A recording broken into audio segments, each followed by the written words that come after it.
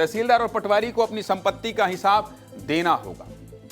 तहसीलदार और पटवारी जमीन से जुड़े मामलों की पहली कड़ी होते हैं। नामांतरण, सीमांकन और बंटवारा से लेकर खसरा, खतौनी और नक्शा तक ये सभी काम इन्हीं के जरिए होते हैं। लेकिन ये काम कितने दिनों में होगा, इसके लिए कितनी भागदौड़ करना पड़ेगी, ये कोई नहीं जानता, क्योंकि इनमें जो एक बार फंसता है उसका दिल ही जानता है कि हजारों बार चक्कर लगाने के बाद भी काम अटका रहता है और तारीखों पर हाजिरी लगती रहती है। ऐसे में आपका काम आसानी से हो जाए, पटवारी और तहसीलदार के काम को पारदर्शी बनाया जाए, घूसखोरी पर लगाम लगाई जा सके, इसके लिए छत्तीसगढ़ सरकार ने बहुत बड़ा फैसला लिया है। मामला आम जनता से जुड़ा है, इसलिए विस्तार से बात करना जरूरी है। राजस्व विभाग अब ऑनलाइन निगरानी की तरफ बढ़ रहा है और इसके लिए EHRMS पोर्टल तैयार किया जा रहा है, जिसमें अधिकारियों और कर्मचारियों की पोस्टिंग, छुट्टी, जांच और अचल संपत्ति से जुड़ी जानकारी ऑनलाइन दर्ज की जाएगी। जिसके बाद 3 साल से ज्यादा समय तक एक ही जगह पर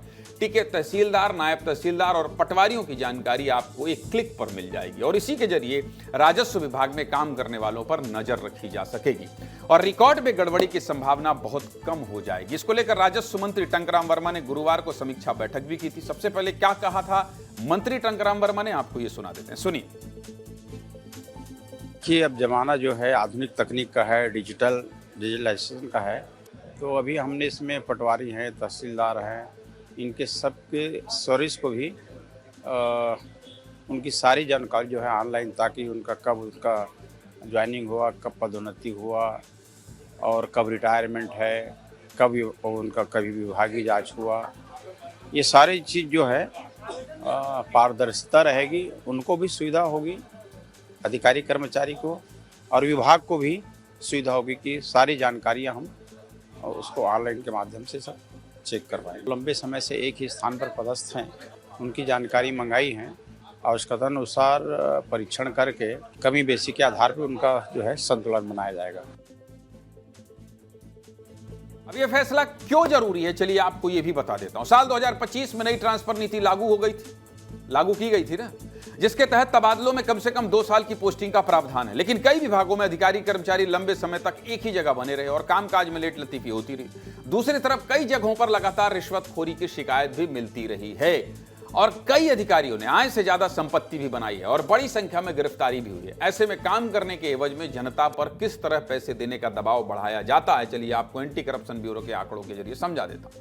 छत्तीसगढ़ में एसीबी ने सबसे ज्यादा कार्रवाई राजस्व विभाग में की है, जहां पिछले 5 सालों में 56 मामले सामने आए और आरोपियों की संख्या 67 रही है, जिनमें 34 तो अकेले पटवारी पकड़ाए हैं। मतलब निचले स्तर पर गड़बड़ी की शिकायत ज्यादा आई है। वहीं अगर बात पिछले 2.5 सालों की करें तो शिकायतों का दर तेजी से बढ़ा है और राजस्व विभाग में अवैध कामों से जुड़े कुल 47 केस आए, जबकि आरोपियों की संख्या 58 रही है और इनमें से 27 पटवारी धाराएं और सबसे ज्यादा केस नामांतरण, सीमांकन और रिकॉर्ड सुधार से जुड़े हुए हैं। बस इसीलिए ये नया फैसला लागू किया जा रहा है। इसको लेकर क्या कह रही है जनता और अधिकारी, हमारे सहयोगी दिलीप जायसवाल ने एक रिपोर्ट भेजी, सुनिए।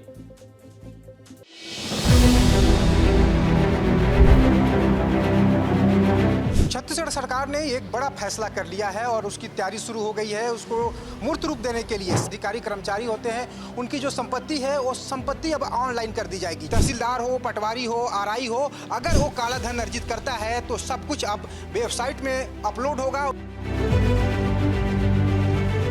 जो लेखा जोखा है अपना पोर्टल के माध्यम से अपलोड करें तो ये एक स्वच्छ और पारदर्शिता दिखाती है सरकार के कामकाज को और आने वाले समय में अगर कोई भ्रष्टाचार करता है तो इस पे अंकुश लगेगी। बहुत अच्छा योजना है और इससे क्या बोलते भ्रष्टाचार रुकेगा, सारा कुछ दूध का दूध रहेगा। कितना कमाई हो रहा है, क्या हो रहा है, कितना काम कर रहे हैं, कैसे कर रहे हैं, इस तरीके से आएगा तो सुधार पूरा संभव है। हाँ, सरकार का फैसला सही है एकदम, सबका ऑनलाइन करे, सब दिखे, पारदर्शिता हो, कुछ करप्शन घटेगा इसमें। तहसीलदार, नायब तहसीलदार, राजस्व निरीक्षक, पटवारियों की जो जानकारी है EHRMS पोर्टल के माध्यम से ऑनलाइन जानकारी की जाएगी। वो स्वागत योग्य है और इससे निश्चित रूप से जवाबदेही और पारदर्शिता बढ़ेगी।